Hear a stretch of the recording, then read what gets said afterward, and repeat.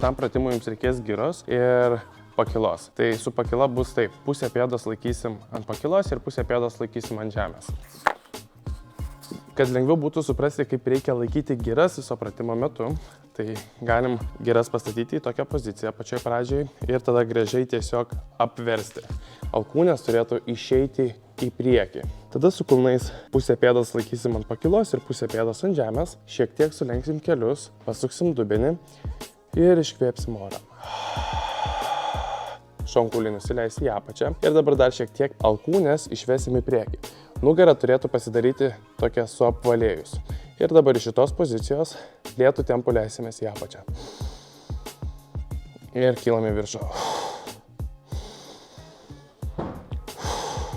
Stengiamės su akim visada žiūrėti į horizontą, nesiblaškom.